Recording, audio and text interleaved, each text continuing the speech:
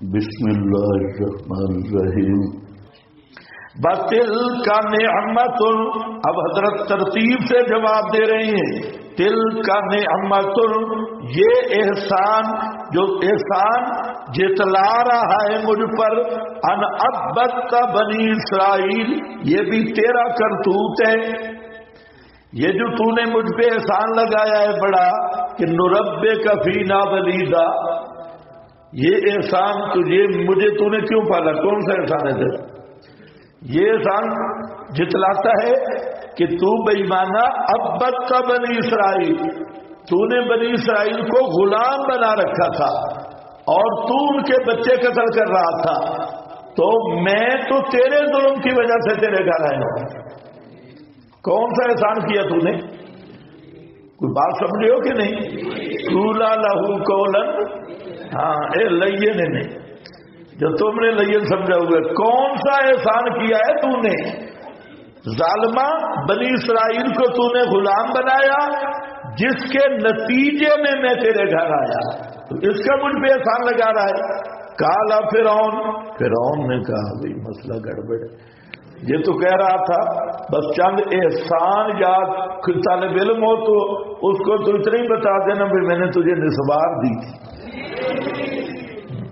یا تجھے چائے کی پیالی پلائی تھی، یا حلوا کی پلیٹ، یا اتنے بات. اس کا ایمان اتنا ہی ہے.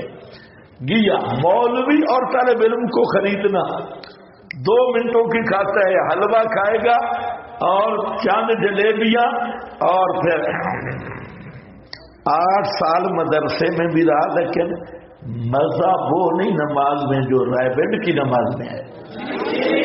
رائبنڈ کی نماز کا مزہ تو حلوے والی نماز ہے نا بھائی. ہاں 8 سال دال والی نماز پڑھی، اب حلوے والی ہے، چاول بھی ہے، اور ادھر پوچھتا کوئی نہیں تھا، ادھر آیا، ہاں جی مولانا صاحب ماشاءاللہ چاپی بھی ہو رہی ہے اور پیار بھی کر رہے ہیں. اب یہ بیچارہ نئی دنیا میں بیٹھا ہے، کئی گمراہ ہوئے 8 سال لگانے کے بعد، اور صرف اسی لالچ میں. تو خیر یہ حضرت موسیٰ تھے، اس نے جب احسان جتلایا انہوں نے صحیح ٹھوک کے جواب دیا اور فرمایا کہ تو ہی تھا نہ ہوئے جس نے اتخذتہ، میری پوری قوم کو تو نے اتخذتہم عبیدا، عبدت فلانا اے اعبدتہ تعبدتہ، مراد غلام بنانا. قالا فرعون نے کہا وما رب العالمین. اب آیا نا موضوع پر، ترتیب دیکھو، ترتیب وقت نہیں ہے. سورہ شعراء میں بڑے مزے ہیں. کیا کہا تھا؟ انا رسول رب العالمین. فرعون نے درمیان میں 2 حربے استعمال کیے. پہلا، یہ آپ اچھی طرح یاد کر لو، آپ کے ساتھ بھی اسی طرح ہوگا. ہاں پہلے احسانات یاد کریں. ہم نے یہ کیا، ہم نے تمہیں ضرب یضرب پڑھائے، ہم نے تمہارے ساتھ یہ محنت کی. ہاں اور وہ آپ بھی کہیں مفت تھوڑی کی، تنخواہ بھی لیے. ہاں بھائی، تو یہ محنت کی، وہ محنت کی. اور دوسرا آپ کے راز ہیں، راز یعنی دھمکی ہے. احسانات بھی یاد کرائیں گے اور دھمکیاں بھی دیں گے مختلف قسم کی. حضرت موسیٰ نہ دھمکیوں کی طرف آیا اور نہ وہ رازوں کی پرواہ کی، راز کھل بتا دیا اور کہا فعلتھا، کیا تھا میں نے. نہیں تو کہتے گواہ پیش کر، فلاں کر، نہیں جی چونکہ نہیں فعلتھا، وہ جو بات تو کر رہے میں نے کیا ہے اور میں تھا غیر، تو نے بات. اب ذرا کرنا میرے سامنے بات.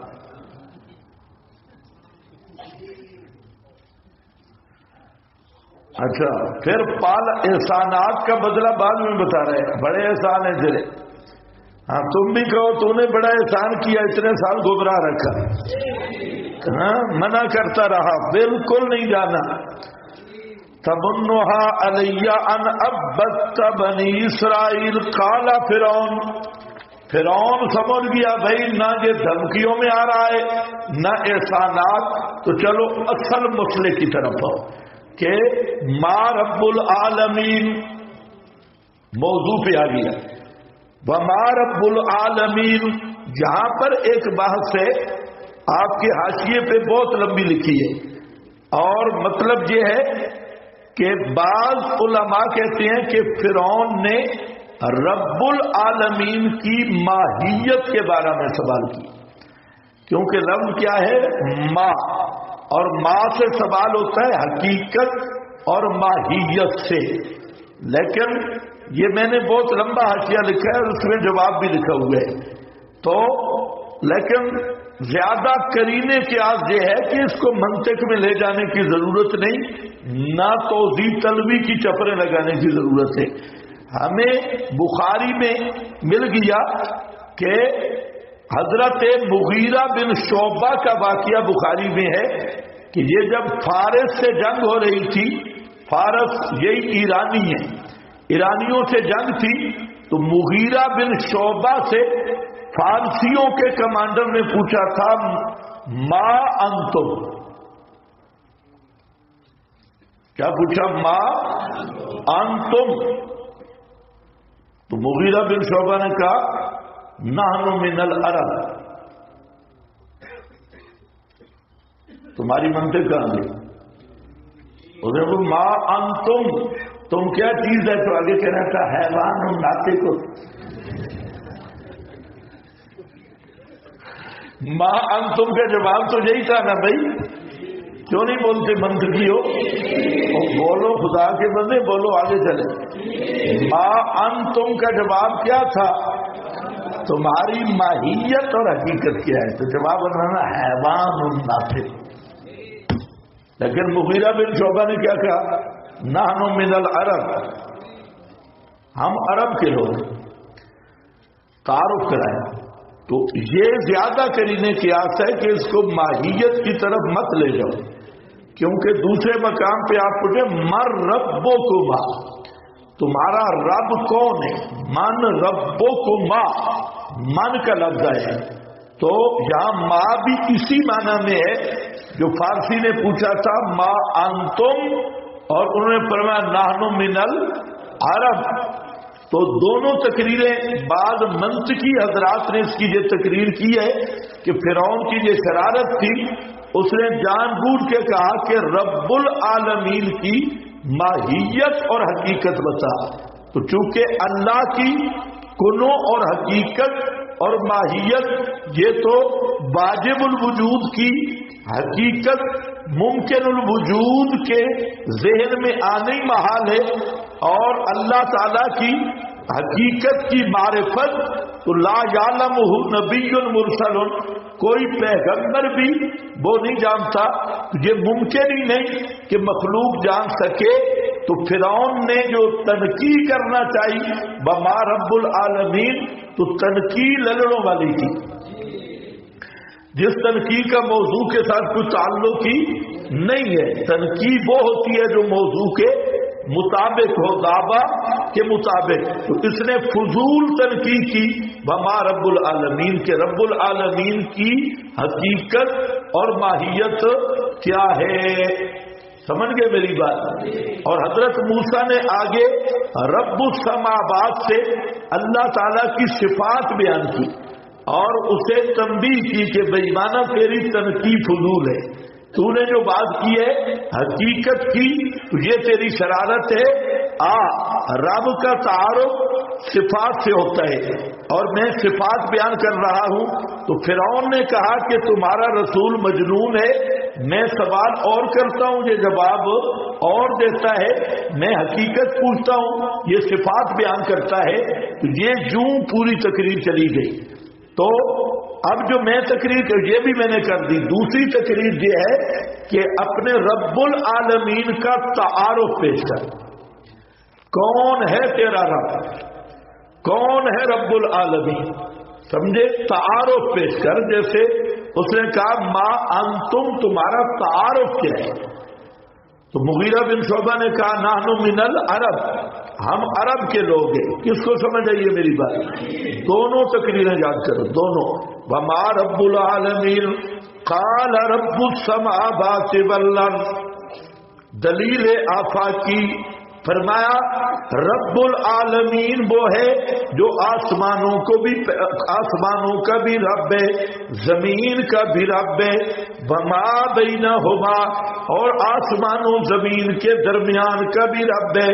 ان کنتم موقنین، اگر ہو تم یقین کرنے والے تو یہ پتے صفات والے کافی ہیں، یعنی پتے ایڈریس، یہ تعارف صفات والا کافی ہے.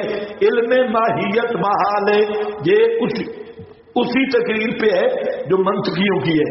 قال لمن حولہ، کہا فرعون نے بات سے ان کے جو اردا گرد اس کی اسمبلی کے ارکان تھے اور وزیر شزیر فوجی بیٹھے تھے، ان کو کہا الا تستمعون، کیا سنتے نہیں ہو؟ قال ربکم ورب آبائکم، پہلی تقریر پہ یہ مسئلہ ہوگا. الا تستمعون، کیا سنتے نہیں ہو؟ میں کیا پوچھ رہا ہوں، یہ کیا بتا رہا ہے؟ میرا جواب، میرا سوال اور ہے، اس کا جواب اور ہے. میں ماہیت پوچھتا ہوں، یہ صفات بیان کرتا ہے. اور دوسری تقریر پہ یہ ہوگا کہ یہ کس کی بات کر رہا ہے، آسمانوں کا رب، زمین کا رب. حالانکہ یہ موسیٰ کی غلط فہمی ہے. رب تو میں خود ہوں، کوئی آسمانوں زمین کا رب نہیں ہے. یہی تو رب ہیں جن کو تم پوجتے اور ان کا میں مانتا ہوں. بڑا ہوں اور تمہارا حاکم ہوں، اور تمہارے سارے جو مزار بنے ہیں ان کا میں مہانت اور بڑا ہوں. یہ کسی اور کی بات کر رہا ہے، تو اس لحاظ سے اس نے کہا الا تستمعون قال ربکم ورب آبائکم الاولین. ہر بات میں فرعون پہ چوٹ تھی کہ رب وہ نہیں ہوتا جو صرف مصر کا بادشاہ ہو، رب وہ ہوتا ہے جو سارے جہان کا رب ہے، آسمانوں کا رب، زمین کا رب، ما بینہما، درمیان کا رب، اور تمہارے آبا، تمہارا بھی رب، تمہارے پہلے آبا کا بھی رب. سمجھ گئے؟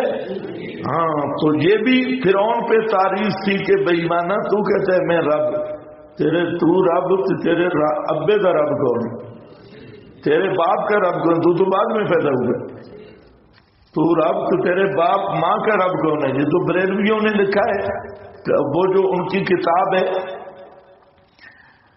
کیا نام ہے اس کا، تذکرہ غوثیہ، اس میں انہوں نے لکھا ہے کہ بزرگ فرماتے ہیں کہ میں صبح سویرے اپنے رب سے کشتی لڑا اور رب نے مجھے پچھاڑ دیا، اس لیے کہ میں اپنے رب سے 2 سال چھوٹا ہوں،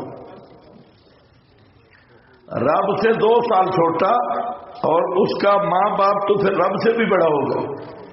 خیر، قال ان رسولکم الذی ارسل الیکم، کہا فرعون نے بے شک تمہارا رسول، یعنی بزام خود وہ جو بھیجا گیا طرف تمہارے، لمجنون، البتہ پاگل ہے، یہ مجنون ہے، جھلا ہے.